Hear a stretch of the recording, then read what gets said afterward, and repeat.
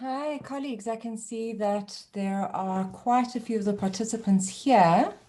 And so I'm thinking that we might begin.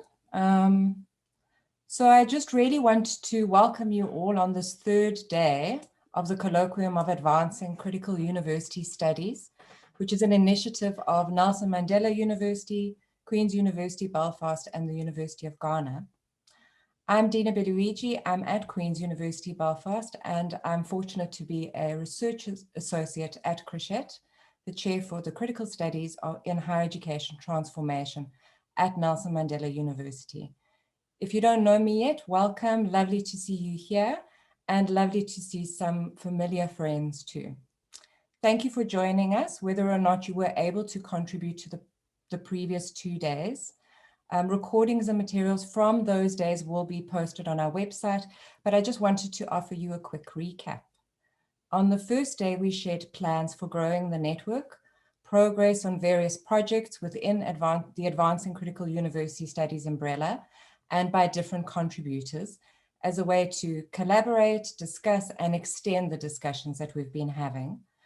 On the second day of the colloquium, Professor Paul Zaleza of ACUSAfrica offered a provocation about African universities and epistemic cultures post-COVID and how this relates to transformation. Today, we are fortunate to turn again to a central issue of this network, one that is fundamental to our grappling with the foundations of universities, its systems and its relations, which seeks responses to the question, how might critical university studies be advanced to battle global racism? For today's provocation, we are honored to have Professor Shirley Anne Tate, who is a longtime collaborator, friend, and visiting professor at Nelson Mandela University. So I'm going to ask fellow CUS member, Pedro Mzilini, to introduce Professor Tate for us. Thank you, Dina, and good afternoon, everyone. Professor Shirley Anne Tate is professor and Canada Research Chair, Tier 1 in Feminism and Intersectionality in the Sociology Department at the University of Alberta in Canada. And she's also an honorary professor at the Nelson Mandela University, the chair for critical studies in higher education transformation, which is CUS.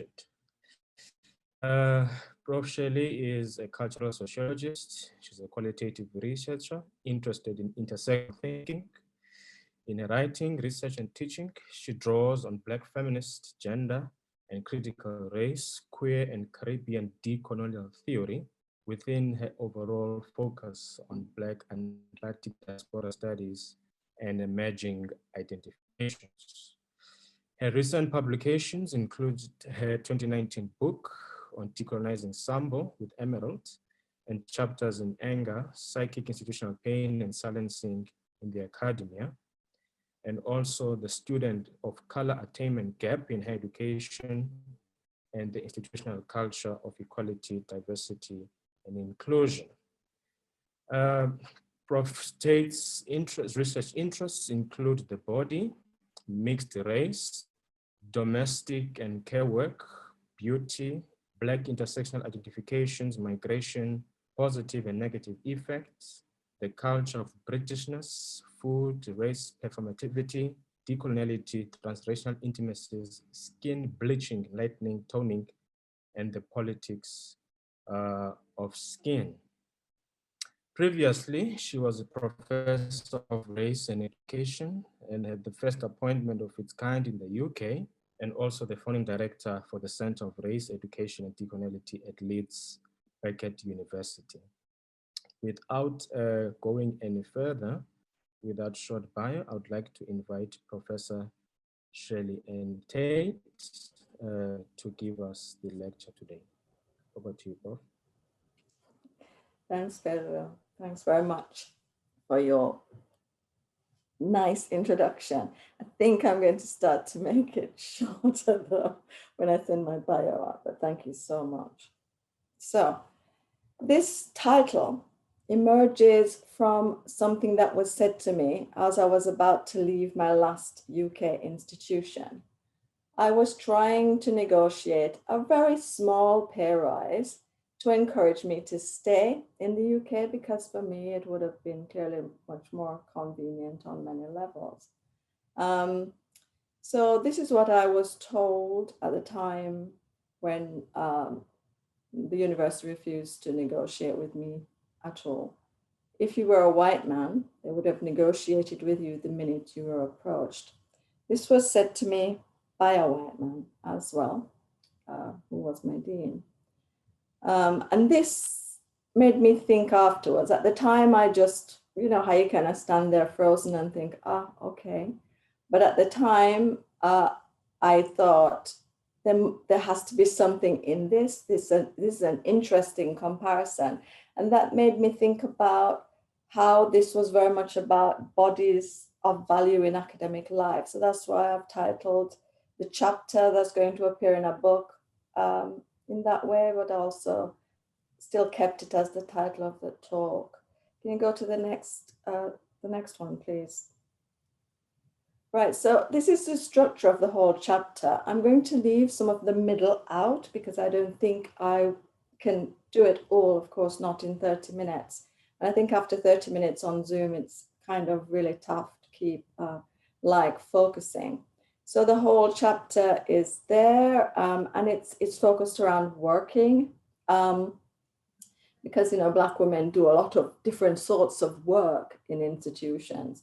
So I'm going to do an introduction first, then I'm going to do the next section, working the intersections of gender while the Black woman, and look at racial branding. Then I'm going to go to the next section, which is working through the intersections of gender as unsuturing, troubling whiteliness, and then to the conclusion, if I can get that far. Can you go to the next slide, please, Jenny? Slide 4. All right. So to the introduction. If you were a white man, they would have negotiated with you the minute you were approached, was said to me when negotiating a pay increase to remain based on another job offer. And this had failed. This negotiation of the pay increase had failed. The job offer was my present job now in Canada. These words could be management speak to salve my hurt or anger. They could be white anti-racist empathy in acknowledging the academy as white supremacist while distancing this white subject from being party to it. These words, I think, reveal the white racial liberalism within post-race white supremacy in UK academia. These words reduced to if in the discussion reflect the institutional anti-Black woman racism that enacts violence through and against which Black women work at the intersections of gender. If brings white supremacy's continuing colonial skin, affective, and knowledge coordinates into view in terms of which bodies are valuable. These coordinates constitute what Bailey and Trudy call misogynoir and deny the place of Black feminist theory in academic life because it is too particularistic. In the academy, white supremacist knowledge denies such theory its place in the canon. For me, if you were a white man, that is racist hate speech. It wounds. It slashes the body open. It is viscerally felt. These words are a source of Black woman shaming, even if they sought to be empathetic, to show white understanding that an injustice had occurred. White empathetic racist hate speech such as this speaks to what Robin DiAngelo calls white fragility and what Gloria Becker talks about in terms of white innocence making. It doesn't assume a transformation of academia through unsuturing from white privilege. For Black women, working at the intersections of gender entails working with and through the invisibility of misogynoir, which moves away from the Black woman's body as physical body or as theory. These words, if you were a white man, made me institutionally valueless as subject and producer of knowledge because of race and gender. They carry white supremacist anti-Black woman hatred, contempt, and disgust. So the discussion in the full chapter centers Black women working at the intersections of gender in academia, looking at racial branding, shame, hate speech, and racism's touch, and also the politics of unsuturing from whiteness, which is necessary for social justice transformation. So I'm going to move to the next section, which is the Black woman and racial branding. The next slide, please, Jenny. So working at the intersections of gender while the Black woman, racial branding. If you were a white man hung in the air between us when it was spoken, as it perhaps hangs in the air between us now, because of the visceral shock of white supremacy's race and gender institutional truth and the impossibilities it conjures up. If you, juxtaposed with white man, makes us know in the moment of their utterance, the dominant white male master signifier body in the institution, as opposed to that of the subjugated, racialized presence, the Black woman. The Black woman, that white construction refusing individual sensibility, subjectivity, humanness, already dictates that inferiorization in which Black women are reduced to what Horton Spillers calls flesh. If, of course, is also just a conjunction, a mere grammatical item in the English language. However, in this case, it surrounded me as the addressee of the statement with negation and interpolated me as negation itself, specifically as the Black woman problem. If made me invisible because it set up a condition which I could not possibly fulfill. It was not the if relevant for despite the possibility that, but rather it was the if which called up a condition or an event which was an impossibility. I could never be a white man. If set up something impossible that must happen before something else could happen. Can I have the next slide, please, Jenny? Number 6. So if contained performative force in its utterance through bringing the Black woman of institutional white supremacy into being. It enforced homogeneity as the Black woman emerged as valueless or as having value in only certain instances, such as in marketing the institution as diverse, as we see increasingly after Black Lives Matter or during Black Lives Matter because it's still ongoing. If became the symbol within that moment of its utterance of meritocracy's failure. If also did something else through bringing into life impossibility. Remember, it had not emerged in response to any complaint I'd made, but to a particular event. It emerged when I was being told about the institution's refusal to negotiate a pay increase. If was used as a reading of an institutional decision which was unjust, but which could not, or indeed would not, be named as racist. Indeed, it illustrates white refusal to name institutional misogynoir as a reading of racialized gender injustice, if is also non-performative in Sarah Ahmed's use of the word. Because it cannot, and it does not, bring racialized gender equity into effect. Instead, if, as in if you're a white man, becomes an alibi for neoliberal post-race sensibilities, a staging for the emergence of its white fragility. If serves to keep racism alive through the accompanying shrug of the shoulder, which is what I saw in that moment, the shamed look away from my gaze, and the strained, tight white male smile as my dismissal as human and valuable was accomplished.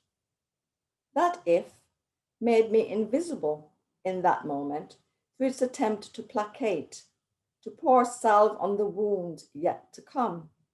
However, it did not salve or placate because in that moment of its utterance, it illustrated a few things to me.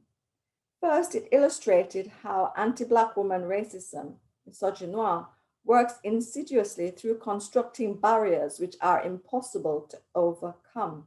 And we see some of this in terms of like Black women's lack of promotion, for example, or the pay differential between Black workers and white workers. Secondly, it showed me how the possibility of complaint can be stopped through showing that one understands the problem as a white member of the institution. Third, it illustrated how white understanding of unnamed institutional racism can be used to attempt to suture Black women into racist complicity, bringing us on side because, of course, we should know that it would be the case that we wouldn't be negotiated with. So there's nothing new here. So I should have just accepted that as the state of affairs. And fourth, it illustrates how anti-Black woman racism continues its institutional life through its very unspeakability, its refusal to be breathed into the air, even though it already surrounds us, whether as ghosts or brick walls. Ghosts or brick walls. The intangibility of Black women's valuelessness is brought into view through if. If brings to life the necropolitical and biopolitical power of white male supremacy and whiteness within institutions. If interpolates Black women as racialized gender other, as that which Black women cannot be without, of course, surgical intervention or other technological intervention to produce the body as white and male. If calls Black women into being as non-human, when that position can only be occupied by those bodies recognized as white and male, made so by colonialism. The performative power of if also illustrates to Black women in its moment of utterance the racialized gender power relations at work within institutions, which claim that racism no longer matters because they are meritocracies after all. Anyone can succeed in that narrative. However, if you are a white man, denies the meritocracy claim and brings us back to Black women's unfreedom, as it determines who is a body recognized as valued in institutional life. As Sylvia Wynter reminds us, the human as white male was established during colonialism, enslavement, and indenture in the Western Hemisphere, at the same time as infrahumanity was conferred onto the Black woman. Enslavement's visual practices of domination, composed of both biopolitical and necropolitical techniques of value extraction, inflect the human and bodies of value. What the UK believes is valuable, privileged, superior, was figured by anti-Black racism, even as my Black body was the scene of value extraction, capital accumulation, and reproduction of the white nation. And other Black bodies have also been the scene of value extraction, capital accumulation, and reproduction for the white nation within the death wells of plantation enslavement societies, where Black and mixed race bodies were configured through discourse, the whip, rape, and concubinage for the service of white UK citizens, irrespective of class, gender, age, sexuality, or ability. Institutional misogynoir means that Black women are branded by the interpolating gaze underlying if. Black women are interpreted, we are interpolated as racialized others and other others. For Sarah Ahmed, others are those the nation can incorporate into its economy, culture, and kinship in order to become multicultural, whereas other others are beyond this possibility. The bodies of others and other others are central in defining the national white body. Other others are infrahuman threat to the nation, while others are liminal at its margins. Facing imbalances of power from the national racial landscape means that the viscerality of disgust, contempt, and hatred for its intolerable other others continues to be sublimated. Racial branding of Black women's bodies existed in colonial enslavement discourses on and representations of others or other others. Knowledge of racially branded bodies circulate and turn others and other others into products for affective disidentification or identification, like products in advertising. Circulating through racial branding, affective disidentification or identification utilizes image and language, creating visceral responses based on racist ideology. Racial branding intensifies identification, moving us in constructing national and individual identities. As racially branded bodies, Black women become parts of corporate and state ideological machinery, evading pervasive white power and sublimating this within neoliberal post-race rhetoric. They became subjects of capital, producing economic, cultural, political, and affective surplus value nationally and globally, as I said before. Black women's bodies are located as negative or positive in relation to national and institutional identities, which deny continuing racialization of us as Black women, also deny that whiteness is a racial category of domination, and also deny that white skin still equates to privilege within a continuing colonial skin trade reaching from plantation enslavement and imperial conquest. In this colonial skin trade, differential corporeal value calls forth a range of affects. Affect allied with differential corporeal values account for the anti-Black woman racist resonance of "if you were a white man," which replaced the plantation's disgust, contempt, hatred in 21st century institutional life in the UK. Contempt, as we know from Shan Negai's work, is more palatable than disgust for institutions which assert themselves to be spaces of equity, racial diversity, and tolerance, where class and gender supposedly are the only difference that impact individual lives. Of course, class and gender are not occupied by Black women's bodies, only race, leaving us without the relationalities of disgust, contempt, hatred, without the possibility of tolerance extended to the human. Relationalities of disgust, contempt, hatred keep misogynoir bubbling below the surface amidst continuing willful ignorance of white supremacy, so as to maintain post-race racism, racism's negation of anti-racist critique, so as to deny that the human equates to whiteness. So we have white individuals and white institutions that selectively forget white supremacy. They also selectively forget institutional misogynoir because it denies their view of themselves as tolerant or as anti-racist. Post-race sensibilities such as these, where white anti-Black woman affect leads to institutional silencing of misogynoir and white supremacy, produces the colonial plantation within 21st century institutions. The plantation, now remade as the internal racial colony, haunts the white supremacist institutional racial imaginings. This haunting continues because there can be no absolution for the white psyche of the need to acknowledge its historical and contemporary domination and terror, as long as the white supremacy and privilege of the racial contract remains unquestioned. As Horton Spiller's mere flesh, Black women remain unfree, subject to the discipline of racist hate speech. I'll tell you which one to go to now, Jenny. I'm just going to flick through all of this and get to the last section. Slide 12.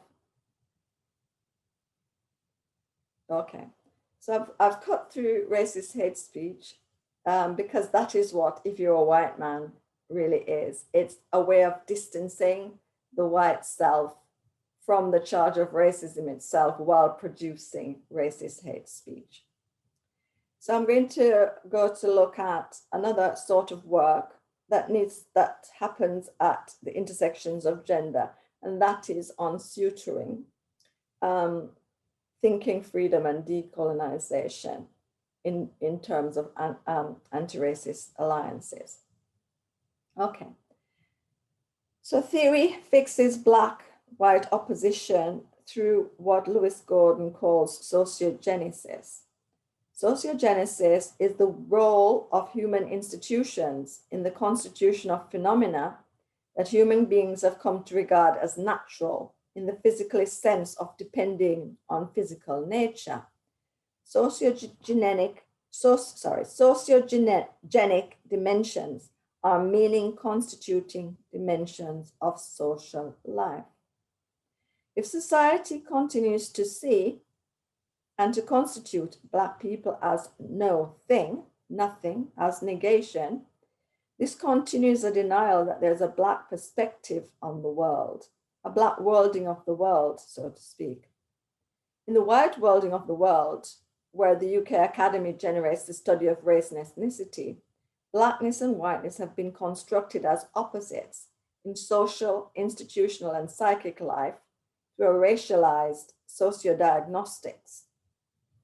White institutional culture is a zone of suturing to white supremacy and privilege, and we can see this instantiated through if. White supremacy remains stubbornly in place because it is not challenged by the beneficiaries of Charles Mills's racial contract. And these beneficiaries can be Indigenous, Black, and people of color, as well as white. The racial contract in action entails that anti-Black racism, as in if you're a white man, is the norm and does not need further investigation because institutional white supremacy is non-problematic. Therefore, we get in the UK a very common understanding that everyone can be racist. So Black people can be racist too. This is one post-race myth that must be unsuited from because it is from this vantage point of everyone can be that we lose sight of what active anti-Indigenous, Black, and people of color racism is and what it means to live in societies structured by racial dominance. To lose sight of this means that we ignore the systemic nature of racism. White institutions, individuals continue to seek solace in, for example, unconscious bias, saying, we didn't mean it, it was unconscious bias that caused it. We've even seen like Prince Harry say the same thing, that British people need to think about, white British people need to think about unconscious bias. What we need to think about, though, is the fact that there's no such thing as unconscious bias, as I've said with Damien Page in an article that was published in 2018. But the important thing that unconscious bias does for institutional whiteness and for white individuals in institutions is that it provides avoidance, it provides comfort of white disruption, such as guilt and shame. We need, of course, the guilt and shame of normative white disruption in order to dismantle the white supremacy of institutional culture. We need this normative white disruption of guilt and shame to read If You're a White Man, for the misogynoir that it contains, to go beyond ideas of unconscious bias. I didn't mean it. It wasn't my fault. You're misreading the situation. So we have to unsuture from white supremacy, as I've said in another paper as well. And what this means is we have to think against the grain. We have to get away from white fragility. We have to open the white self and the Indigenous, Black, and people of color co-opted self to the alterity that it has itself created, to knowledge not seen as knowledge, to those affects which are seen as irrelevant for institutional life. Unsuturing from institutional white supremacy means, to paraphrase Yancey, that we deliberately lose our way and we refuse if you are a white man as a normative expectation.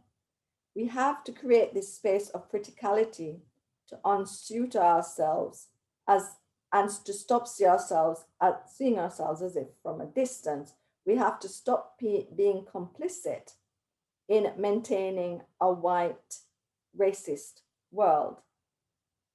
We have to stop individual, institution, and society from continuing to replicate racism's bad faith. We have to unsuit from white supremacy. And as we do that, we must refuse to return to whiteness. We must refuse the return of whiteness as the norm, as we engage in meditating and also acting on the uneasy affects, sensations, practices, and processes that result from anti-Indigenous Black and people of color racism. Part of that, of course, is we also look at the knowledge bases and how epistemologies of ignorance keep whiteness going as legitimate. Can you go to slide 15, please, Jenny?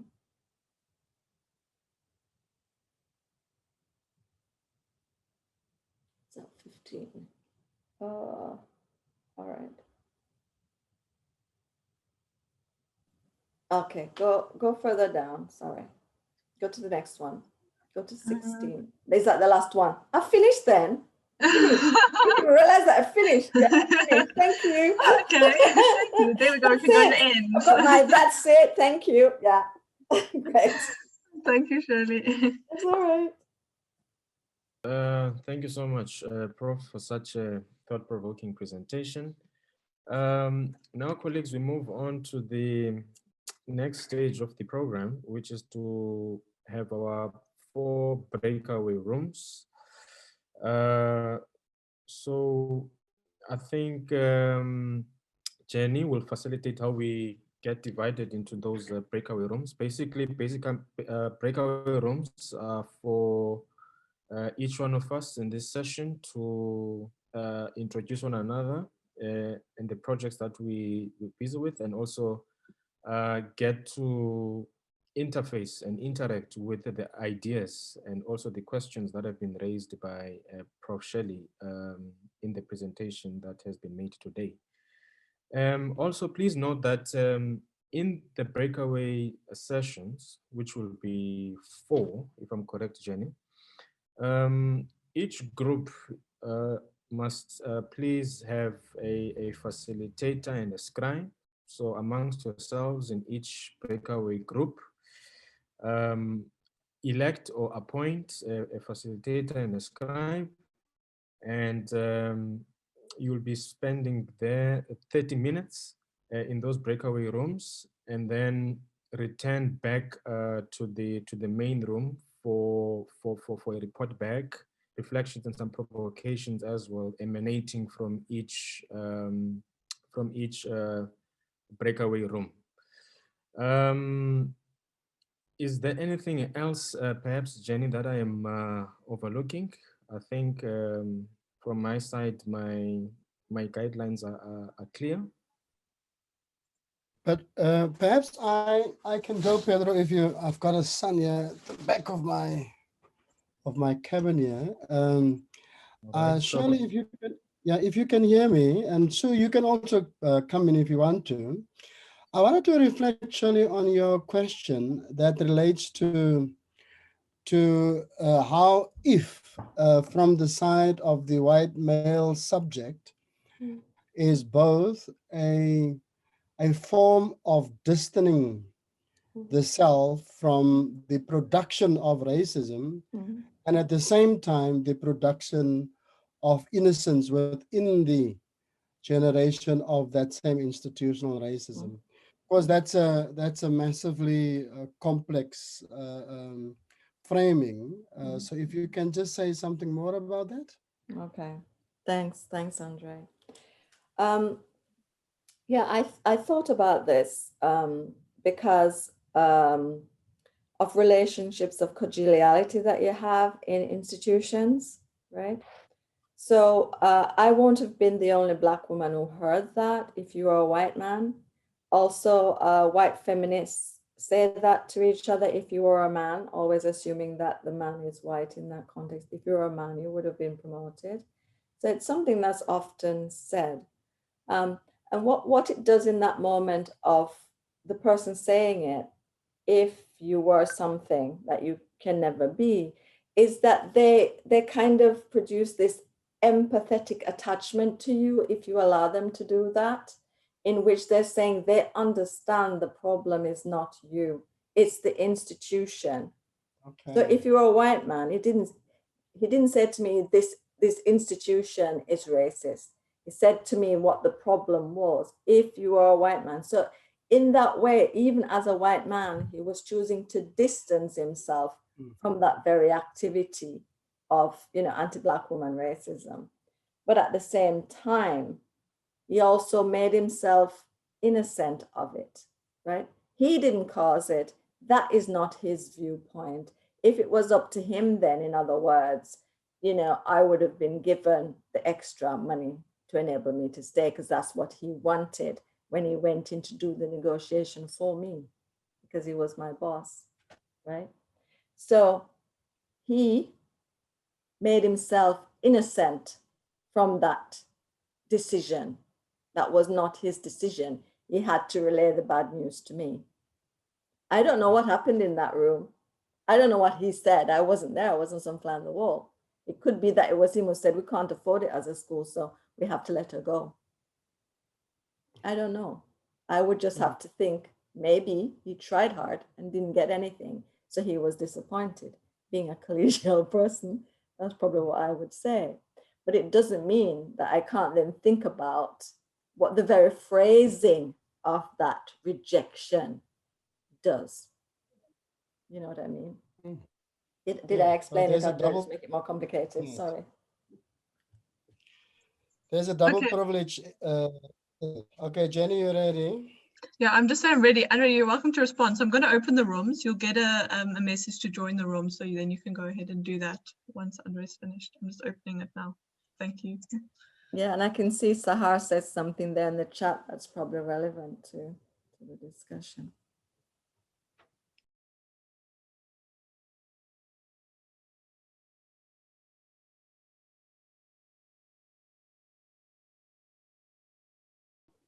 All right, colleagues, it looks like we're back to the main room. Welcome back. We will now move quickly to the report backs from each of the breakaway rooms.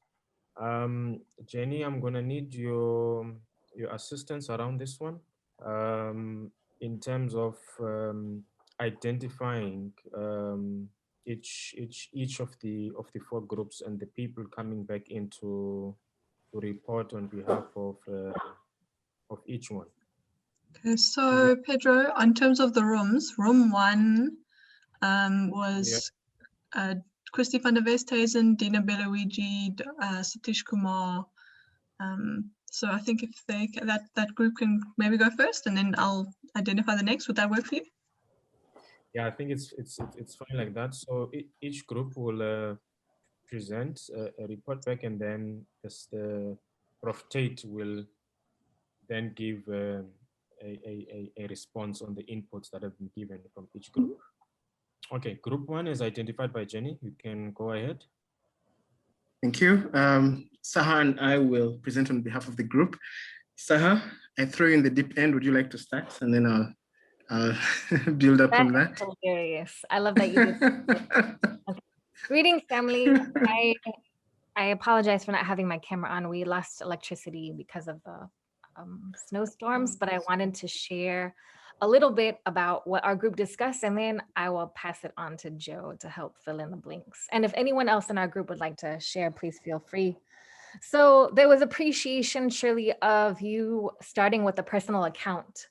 And, you know, the narrative, the storytelling of even the title of your presentation, and how there was a penetrative, familiar connection that people felt, as well as the personal shared complicity that, you know, a lot of us brought with us, or is a part of us in the academic space.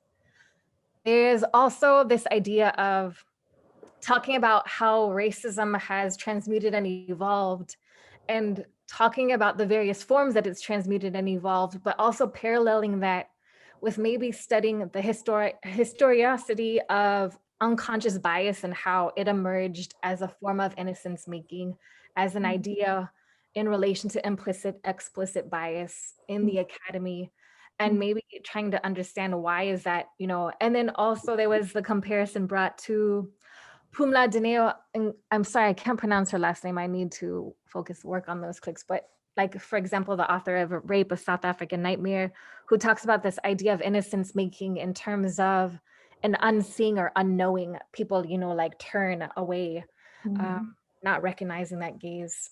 And for some, the presentation was, you know, was triggering. And so it still requires time to pause and reflect and process. There was appreciation for bringing up misogynoir as, you know, a conceptual framework and how it captures both racism and patriarchy and how to, you know, work within the very complexities of that. We also talked about the relationship between structural racism and institutionalization, and how, you know, Black, Indigenous, and other bodies of color can even be weaponized in this construct. There was also a really great observation with the idea that depending on what body you're in, this presentation, you know, represents different kinds of posturing, you know, whether it's witnessing, it could be mercifulness, it could be a form of suffocation. So thinking about these different ideas. And I don't know if Joe wanted to continue, because I feel I've jibber jabbered enough, if you wanted to continue and add things that I've left out. Thank you, Saha. You almost pretty much covered everything. There's two more things that I note that we shared on the idea of structural racism. The discussion ensued where somebody gave us a very nice visual of how he compared racism to a strain of COVID, that it's changing, and the current strains are even worse than the previous ones, you know, but it's evolving and ongoing. So this was a take on your consideration of structural racism and the idea that the idea that not everyone can be considered racist the way it normally is. So yes, we had that to play around with and thought, okay, but this is ongoing, this is forming, we're forming new form, we're getting new forms, it's being constructed and reconstructed, and perhaps even the face of racism will change at some point, but we have a current strain that appears the way it does. And then there was a question for you, what your take is on Black women being considered as the face of diversity in UK institutions, UK universities. Yeah, that's as much as we had. Unless anybody else has something to add, I would like to give it back to Jenny. Okay. Thanks, Joe. That's perfect. Pedro, I'll steal your facilitation job for 5 minutes here then, since I've got the technological, the tech at my fingertips here. All right, so room 2 was Gary Kukumur, Ashali, and Nobu Paulette, that group. So, so we had a really good discussion, a very interesting discussion. And I think I'm bringing it here to the main breakout as well, so that everyone understands and appreciates the difficulty of such conversations as well. So we first off just the normal general conversations around who we are and so on. And then there was a note around the difficulty and the discomfort that comes with such conversations. I'm saying such conversations, but meaning conversations around race. And that was particularly for white people, especially when they grapple with the difficulty of how to cultivate themselves or position themselves as anti-racist allies, while also being aware of their own positionality and what it means in spaces. We also spoke around, you know, just the conversations around positionality and how white people in the group were thinking around creating anti-racist conversations and cultivating almost anti-racism amongst the students that they lecture. And then we also had a very important conversation, not important conversation, but just a brief discussion around the concept of the unconscious bias, what it means to defend it, what it means to be aware of it, whether or not we misunderstood, or the colleague in particular misunderstood what was being said about unconscious bias, whether it exists or doesn't exist. So maybe you could just give us again another run through of that one. And what was very interesting in our breakout room was that the white colleagues were very much more assertive in the conversation. And I'm not going to use the term silent for Black people in the room, but there was a holding back, a relaxation. We can talk, but really not that much. And it took me back personally to the poem, Why I Can't Hold Space for You. I think it's in Gesturing Towards Decolonial Futures. I think Sharon Stein's work as well. And we're not sure if Black bodies were necessarily needed in that kind of conversation. One, to validate space, whether our voices were needed to appreciate some kind of, or be some kind of audience for self-expression and self-reflexivity for white bodies in the conversation. So there was that beautiful discussion, or that beautiful conversation that we ended with, and we just didn't have time to unpack it further. So yeah, a very interesting group. If I left out any, obviously anyone can pitch in as well. Yeah, no, thanks, Noble. I think you've highlighted everything. I was there. Group number 3, Jenny. Yes, Pedro, let's have a look. Okay, it was Alan Zinn, Amy Durant, Matilda Smith, that group. Hi, everyone. I'm Oyama. Apologies for joining late, but our group more of asked questions.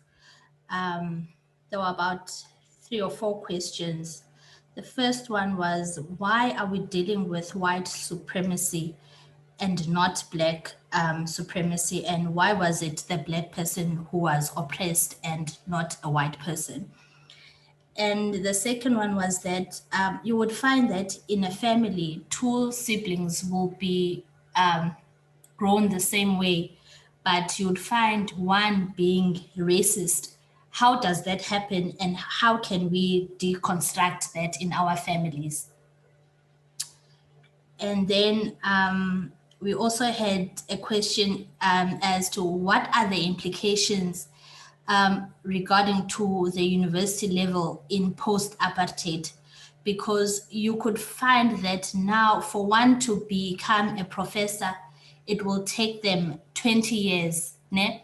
And factor in now we are in a democratic state, but now it takes one that long to become a professor. And how do we now value a promotion and value people within the academic space? And the last one was, would it have been a difference if it was a white man? Someone can add if there's anything that I missed. Okay, for me, because I joined late, I also have one question. Is there's something that I've observed in higher learning, racism that is hidden in kindness.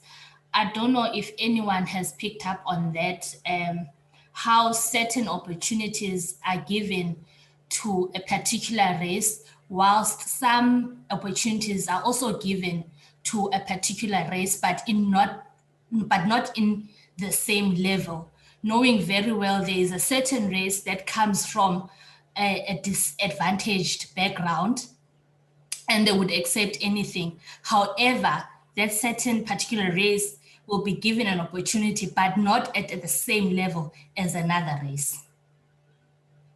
Right. Thanks to group 3. I believe, Jenny, we now have one more group Yes. left. So room 4, that was Anele, George, Jess, Oriole, that group. Okay, I'm the scribe and report back. our conversation revolved a lot around narratives, how these raw narratives are so important. And a number of our group were just sharing their own experiences of systemic and institutional racism, gatekeeping, their own experiences of always feeling like they're answering the wrong questions, asking the wrong questions, and sometimes answering questions in the wrong way. As well as geniality, friendliness, coming across this enforced friendliness that then somehow assumes its own innocence on the part of white people. So then we spoke about, given how powerful these narratives are, part of that is that they come with such huge emotional labor for the people expressing these narratives. It's not easy. You are revealing your own self and your own experiences, and you may not, those experiences may not be accepted as truth. They may be looked on as a problem by people high up in the institution, rather than something to work towards a possible solution. So given that these narratives come with such huge emotional labor, whose responsibility then is it to amplify these narratives? We can't expect the people who are giving us these narratives to then also be responsible to amplify them, because that then is just doubling that labor. And then something going back to the beginning of our conversation is, how do we take these narratives that are spoken and make them into real change? Because it is entirely possible to just speak and speak and speak about these unfair things that are happening and not actually make real, sustainable, systemic change and address the real root problems. That is a very brief overview, but I think that I've briefly touched on everything that we discussed. All right, thank you so much to group 4. Prof. Shirley. Okay. I would like to hand over the floor to you to engage the groups. Thank you, Pedro. Right, I'm just going to go through each room and try and answer some of the questions and also say something in terms of the really excellent points that you raised. You sound like you had amazing discussions. I'm so sorry I couldn't listen to some of them as well.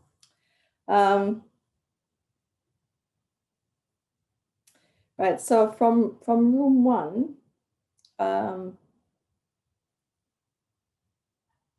it was about like unconscious bias. You wanted me to expand on that more, is that right, Sahar?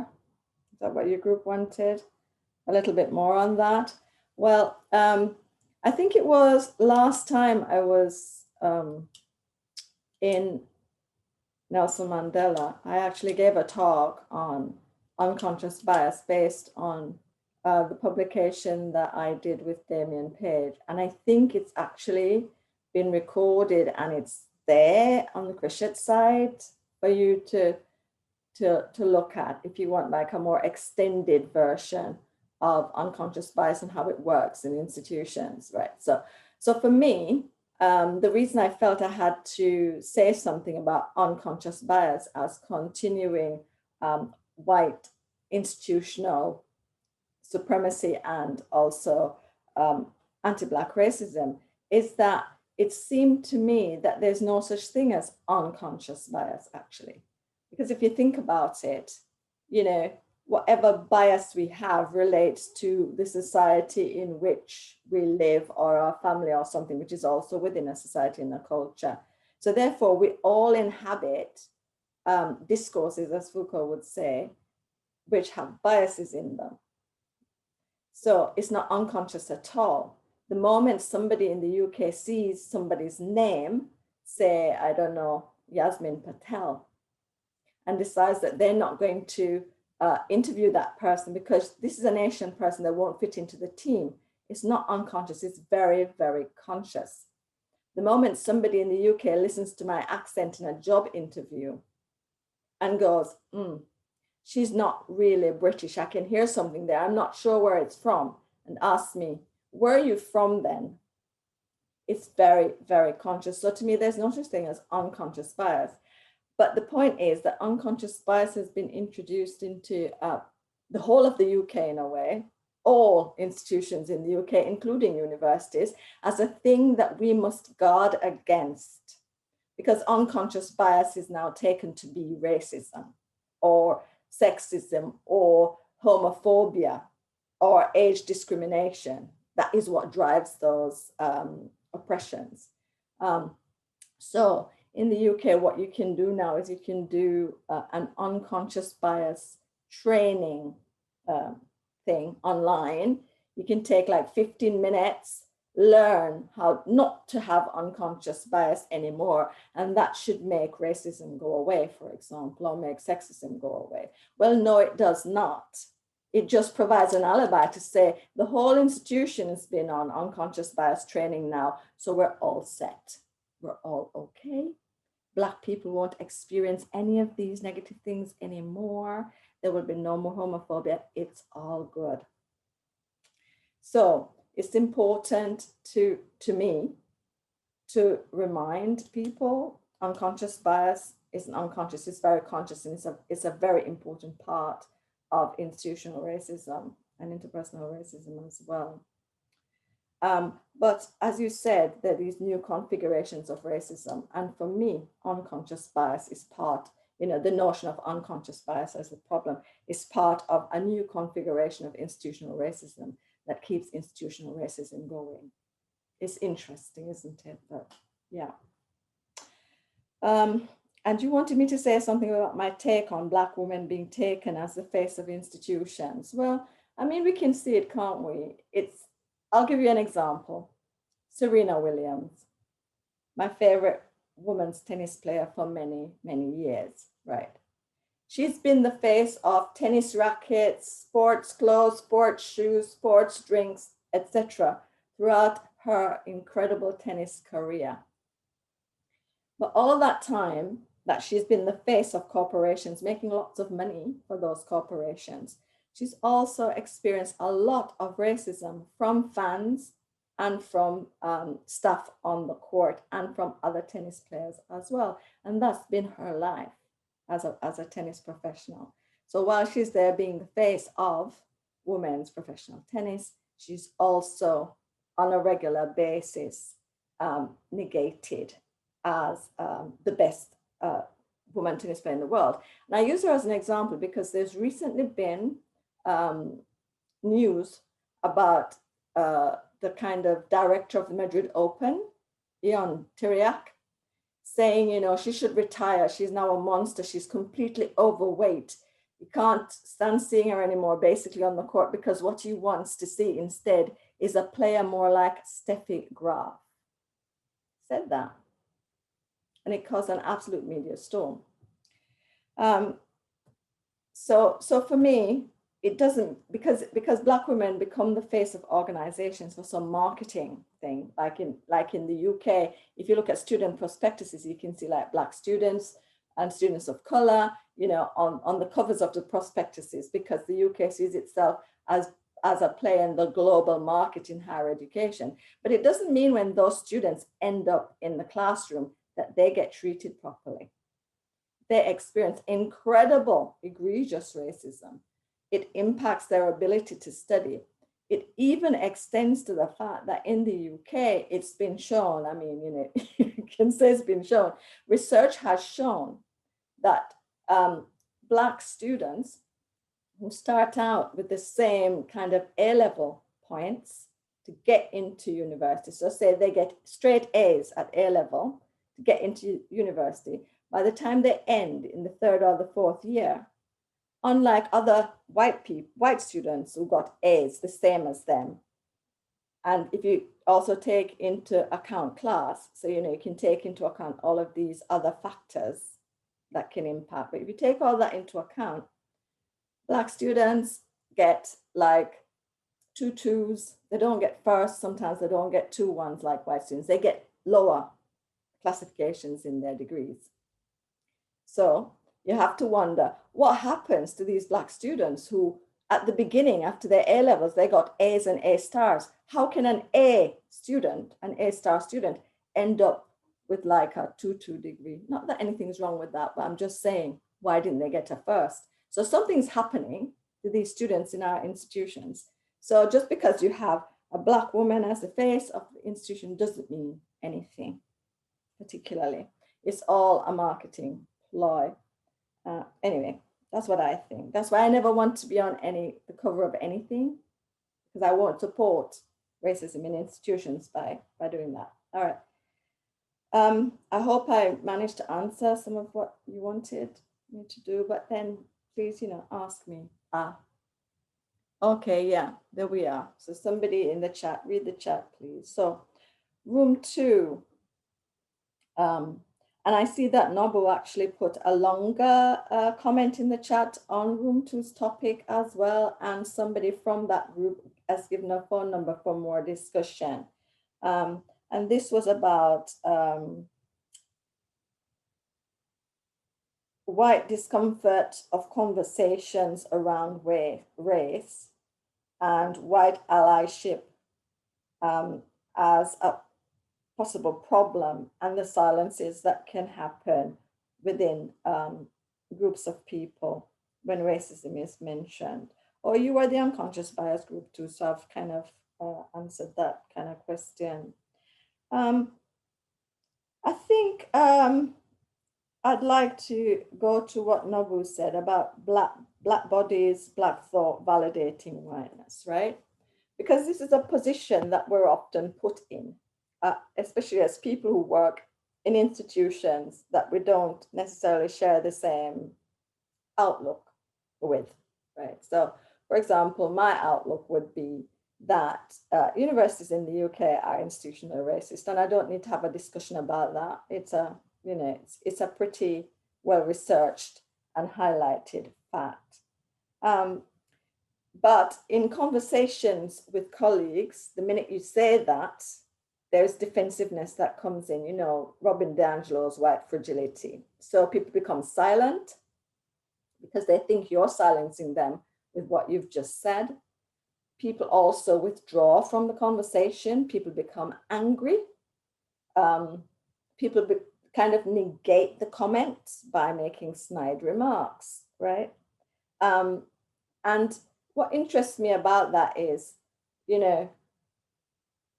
our bodies, it's true, we are used to validate whiteness all the time. We're used by institutions to validate them as non-racist. We're also used by white colleagues to validate them as okay people who we can sit and talk to and have a nice discussion with.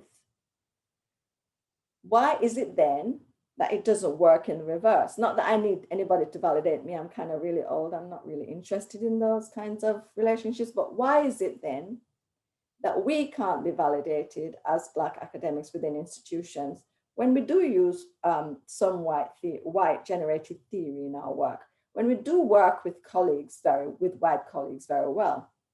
But, their take on us is that can never be used to validate us. It's interesting. And one of the things that happens a lot, it's happened to me in predominantly white institutions, is a lot of white bonding actually happens. And I think we need to call that out for what it is. Like there's male bonding, there's also white bonding, right? So if it's a particularly tricky situation in terms of discussions of racism, what I've noticed white people do is they really bond. And then you're outside of that group because you're not white, are you? You're going to have a different opinion normally. So it's always, and this is even for people who say they're your white allies and they are anti-racist. I always say you're striving to be anti-racist, like we all are. But they say they're anti-racist activists, but there's still this incredible white bonding that goes on when conversations around racism become difficult. And some of these conversations around racism are difficult because they're about the white privilege from which they themselves still continue to get something and which they refuse to give up. I hope that made some kind of sense. I kind of rambled a little bit. Sorry about that. Okay, so room 3. Dealing with white supremacy. Why are we dealing with white supremacy? I think in the UK context, because that's the context I was talking from, it's really important to deal with white supremacy. Absolutely. Because white supremacy is at the basis of anti-Indigenous, Black and people of color racism, which impacts the whole of social life in the UK and beyond. We need to talk about white supremacy because it's at the basis of the knowledge systems that we engage with in universities. We also need to talk about white supremacy because it is at the base of how we experience universities in the United Kingdom as spaces, as really anti-Black spaces, spaces in which we continue to live and work in a very, very cold climate, places that sometimes we can't even go into without feeling unease, places that we work in and then leave very quickly and go home to something that feels more authentically like us. Also, you know, we need to acknowledge the fact that white supremacy is very, very alive in the UK, very, very alive, and no more so than now in kind of like the post-Trump era and the continuing Boris Johnson and the Conservative era, right, where we see really very, not strange because, you know, it's just the usual right-wing racism that's coming out. So it's like last year, for the first time ever, the words critical race theory entered Hansard. If you don't know what Hansard is, it's like the minutes that are taken in the discussions in the House of Parliament in the UK. And it entered Hansard because a Black woman stood up. She's Kemi Badenoch. She's an equalities minister in the Conservative government. And she stood up and she said, you know, we have to do something about this critical race theory. We can't have it being taught in our schools because it could even be illegal. And I don't want ever for anyone to ever see me as somebody who's oppressed by white people, because I'm not. So there's this incredible kind of cultural war going on in the UK at the moment, which is about white supremacy, trying to reassert itself after the mass BLM in the summer and the continuing BLM in the UK, now the Black Liberation Movement, right? So that's why we need to continue to talk about white supremacy, because it really, really matters. White supremacy matters now in terms of the numbers of Black and people of color deaths that there have been in the UK from COVID, not just the UK, but in the United States as well, right? White supremacy matters in terms of what we experience as Black people at the hands of the police, at the hands of the criminal justice system, at the hands of the mental health system as well. White supremacy also matters in terms of what happens to our children in schools. So for me, I never tire of talking about white supremacy because it's something that textures my life and the life of other Black people, people of color, and Indigenous people. And then the length of time taken to be promoted and how people are valued in universities. This is a perennial question, right? I myself was an academic for nearly 30 years before I became a professor. Now, in the UK, it's apparently supposed to take you, this is the general judgment, 17 years from the time you get your PhD until you are a full professor. You can just do a check anywhere in any institution in the UK that you like and see how long it's taken Black women to get to maybe associate professor. And people can stay at associate professor level for 20 years until they retire. That's just normal because of the internal promotion processes in which whatever you do is never good enough. I'll give you an example from myself. I like to use myself, right? Because then nobody can say, oh, that's not true. This really happened to me. I applied for internal promotion to professor. In the same year as I got 2 professorships elsewhere, I was told by my institution then that my profile just wasn't sufficient to be a professor. I didn't have an international profile. I didn't have enough publications. I didn't have enough research money, but yet 2 other places were prepared to make me a professor.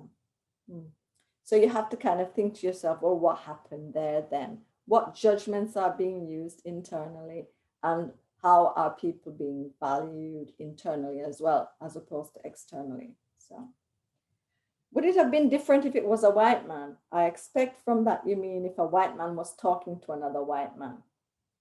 Well, I expect it might have been very different, because what the white man would have said to the white man would have been, well, maybe if you had more experience in this, this, and this, you might have remained, you know, we would negotiate with you and give you the money.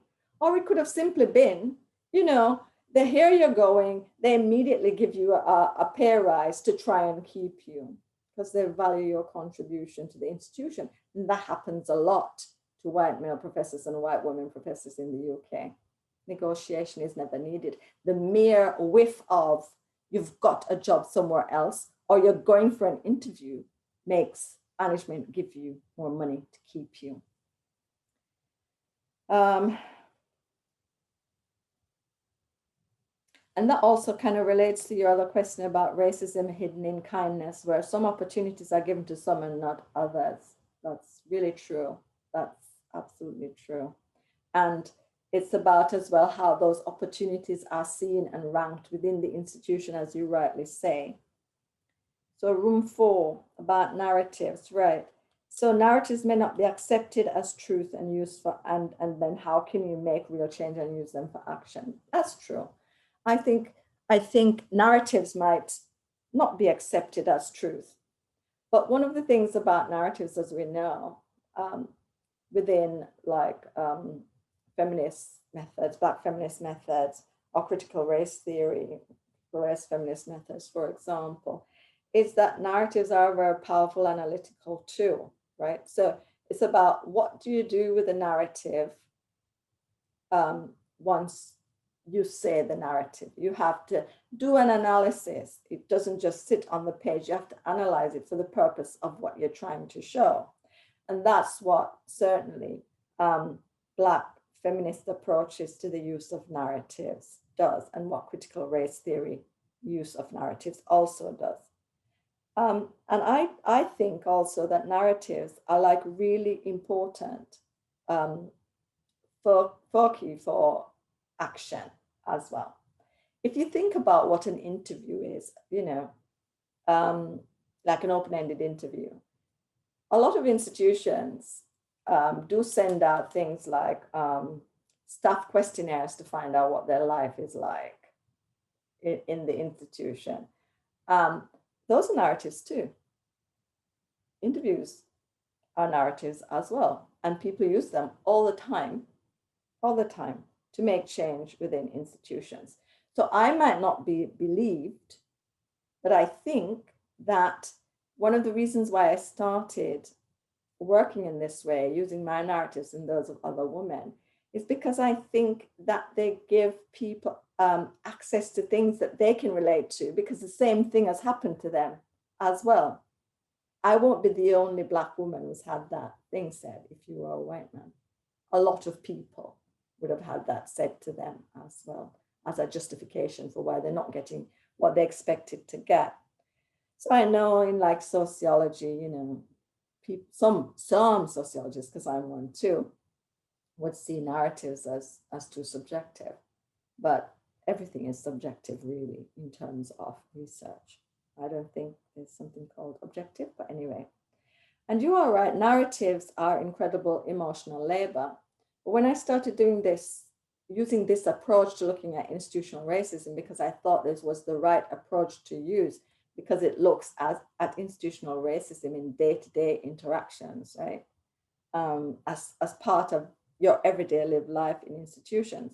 When I started doing this, yeah, it's true, it was emotional labor, but I tell you what was even worse emotional labor for me, not saying anything, being completely silent.